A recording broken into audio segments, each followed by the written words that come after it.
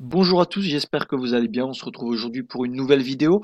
On va faire un petit peu un point boursier sur les marchés actions et donc les indices pour voir un petit peu l'état de la tendance actuelle à moyen court terme et voir un petit peu ce qui serait possible de faire sur ces marchés. On va commencer par le S&P, donc l'indice phare et l'indice qui prend un petit peu la température à l'échelle mondiale. Et on va faire une petite analyse pour voir comment on se situe sur cet actif. En hebdomadaire, avec Ishimoku, pour ceux qui connaissent, on est dans une dynamique qui est plutôt haussière, hein, puisqu'on a cassé la Kijun juste ici, on peut la noter, une zone de support qui est couplée au plat SSB, mais également moi ce que je vois plus particulièrement, c'est un gap juste ici, qu'on va aller voir un petit peu en journalier, qui est assez évident. Ce gros gap comme ceci, donc j'ai pris en compte la clôture de la semaine précédente et l'ouverture de la semaine du 9 mars, et ça nous donne une zone de polarité extrêmement fiable. Nous sommes enfermés entre ces deux bandes-là, on voit qu'on a réagi à deux, et c'est la troisième fois qu'on vient chercher la borne haute du range, qui est plus ou moins proche des 3000, un gros chiffre rond, gros biais d'ancrage par les investisseurs. Donc pour le moment, on reste dans une dynamique qui est baissière à moyen terme, mais à court terme, on a une reprise assez systématique des acheteurs sur la borne basse du range des 2800. Il faut surtout pas oublier que les marchés actions et donc les marchés indices sont d'un naturel haussier. Donc évitez de vous mettre trop à la vente ou alors sur des grosses zones de résistance avec des belles zones de polarité où il est assez facile de prendre des écarts. Donc voilà, tant qu'on reste en dessous des 3000, on reste dans une dynamique assez long terme baissière, mais par contre à court terme, on commence à mettre en danger cette résistance. À chaque fois, il y a des acheteurs qui reviennent assez fortement. On a vu hier une journée extrêmement haussière. Donc voilà, ne pas se précipiter à la vente, c'est le troisième contact sur les 2965-3000. Ça reste quand même assez risqué de shorter. Néanmoins, on voit actuellement qu'on a une petite réaction assez puissante. Donc on va voir ce que ça donne. La zone de résistance est toujours efficace, mais voilà, elle est mise en danger à plusieurs reprises, donc on va pas se précipiter. Voilà pour le S&P, donc d'un naturel plutôt haussier, avec une dynamique court terme haussière, mais tant qu'on reste sous les 3000, il y a potentiellement des swing vendeurs à, à prendre. On repart en hebdo, faire un petit point maintenant sur le DAX. Je sais que vous êtes beaucoup à le suivre. Le DAX qui est beaucoup plus baissier que les indices américains, hein. En règle générale, le CAC 40, l'Eurostock sont plus baissiers, peut-être plus réalistes sur la situation actuelle des économies. Voilà.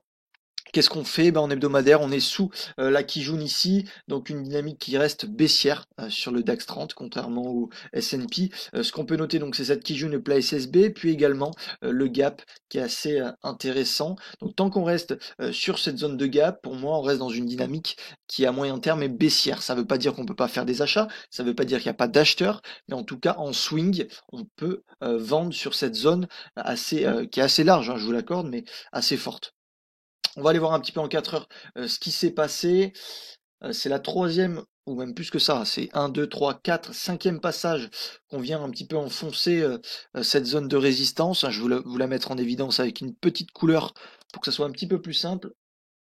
Hop.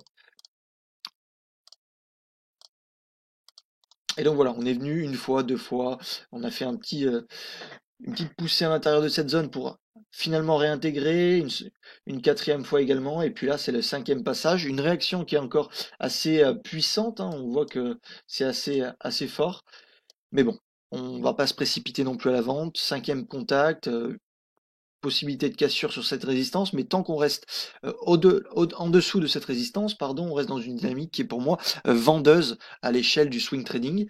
Ça n'empêche pas qu'on peut faire des achats sur des zones de repli, comme sur les 10 290, 300, ou une zone de polarité, voilà, on peut intervenir dessus.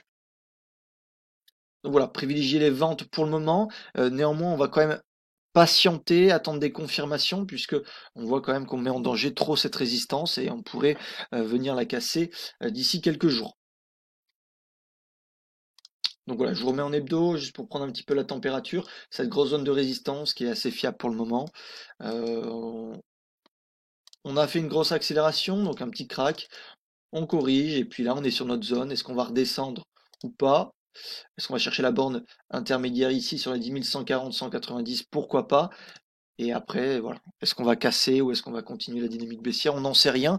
On met juste des scénarios en place. Pour le moment, ça fait quelques semaines qu'on donne ces zones de vente aux étudiants lors du briefing du samedi. Vous avez peut-être pu le voir ce samedi puisqu'on a donné l'accès à tout le monde. Voilà, donc les zones ont bien fonctionné. On a pris quelques centaines de points à chaque fois. Maintenant, on va patienter, même s'il y a une nouvelle réaction qui est mise en place. On va quand même patienter. Voilà pour le DAX, et puis on va finir avec le CAC 40 pour reprendre un petit peu la température sur ce dernier. Grosso modo, ce qu'il faut retenir, c'est que les indices américains se tiennent beaucoup plus que les indices européens. Ils ont nettement plus monté et progressé. Pourtant, les chiffres sont catastrophiques aux États-Unis, hein, les chiffres de l'emploi, etc. Il y a énormément de choses négatives, mais pourtant les marchés montent. Donc pourquoi pas, il faut toujours suivre le marché et pas se focaliser sur ce qu'on pense. Néanmoins, on a quand même des points techniques juste ici. Alors le CAC 40 qui est un des actifs les plus baissiers, hein, avec l'Eurostoxx, qui reflète peut-être un petit peu plus la réalité de l'économie actuelle. Hop, petite zone de résistance. On est venu s'en approcher juste ici. Et puis voilà. Alors attendez, je vous trace un petit peu plus.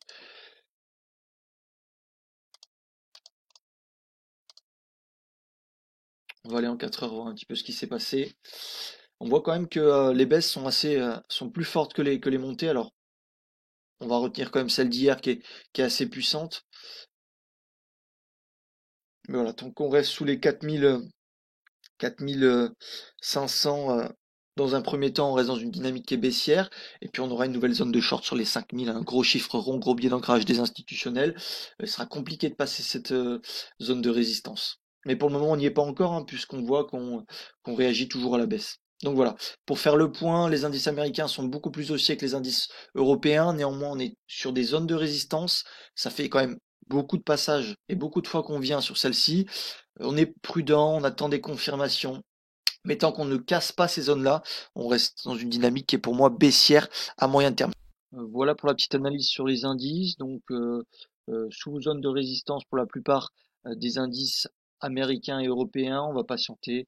N'empêche qu'il y a quand même une belle réaction hier à la hausse. Donc, on va faire attention. Il se peut qu'on casse les résistances. Donc voilà, on va patienter. Je vous souhaite une bonne semaine à tous. Faites attention. Et puis à très vite sur les marchés. Ciao!